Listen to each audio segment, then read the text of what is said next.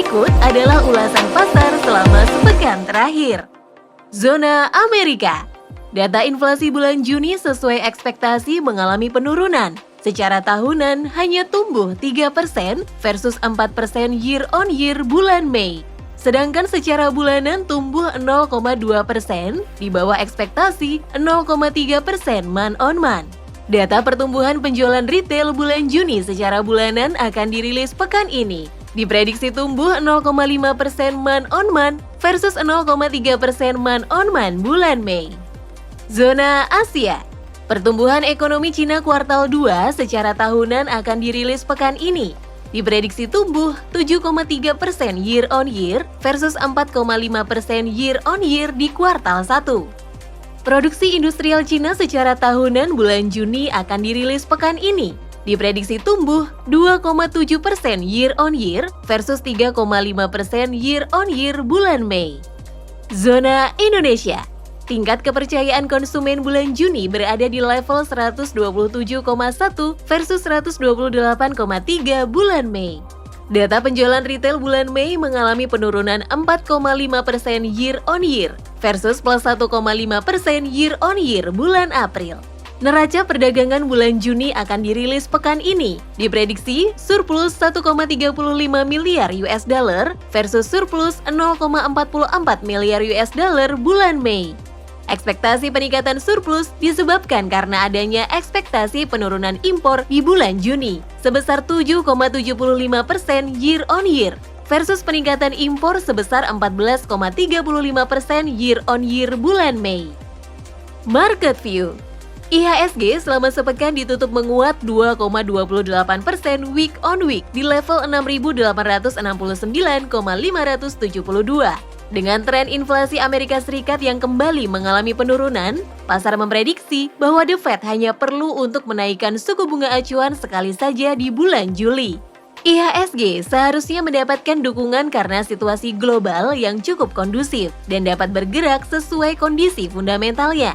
Bulan Juli dan Agustus ini, emiten-emiten akan merilis kinerja kuartal 2. Pasar diharapkan akan lebih optimis setelah rilisnya kinerja ini, bahwa perbaikan kondisi ekonomi akan memberikan efek positif bagi emiten.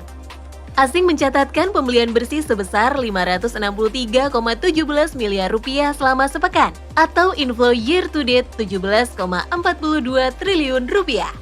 Pada pekan lalu, 3 sektor yang mencatatkan penguatan tertinggi adalah sektor kesehatan, teknologi, dan properti, masing-masing sebesar 6,00%, 4,26%, dan 3,67% secara mingguan. Pada tanggal 14 Juli 2023, yield benchmark Sun 5 tahun atau FR0095 turun menjadi 5,85%. Yield benchmark 10 tahun atau FR0096 turun menjadi 6,17%.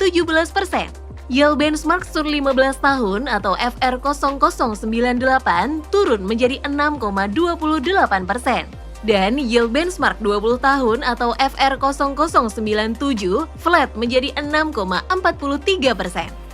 Untuk Indon 10 tahun atau Indon 33, yield bergerak turun di level 4,77%. Dan yield US Treasury 10 tahun turun di 3,83%. Dibandingkan dengan posisi per 7 Juli 2023, yaitu 5,08% dan 4,07%. Premi resiko Indonesia yang terefleksikan dalam CDS 5 tahun turun ke level 81,33 BPS. Rupiah ditutup menguat 1,23% week on week pada level 14,958. Kepemilikan asing pada pasar Sun pertanggal 13 Juli 2023 tercatat sebesar 843,39 triliun rupiah atau sebesar 15,37% dari total outstandingnya. Meningkat dibandingkan posisi per 7 Juli 2023, yaitu sebesar 843,09 triliun rupiah atau 15,38% dari total outstandingnya. Amerika Serikat akan memasuki fase disinflasi, sehingga diharapkan tidak akan terlalu agresif dalam menaikkan suku bunga acuan. The Fed mulai menahan suku bunga acuan di pertemuan bulan Juni, namun masih mengindikasikan kebijakan moneter yang ketat bila inflasi masih berada di atas target.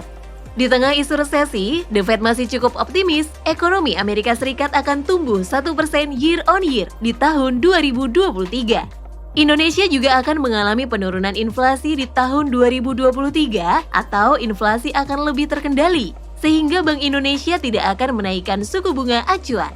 Pasar obligasi akan bereaksi positif terlebih dahulu akibat perbaikan kondisi makroekonomi yang akan diikuti positifnya kinerja di IHSG. Tetaplah berinvestasi.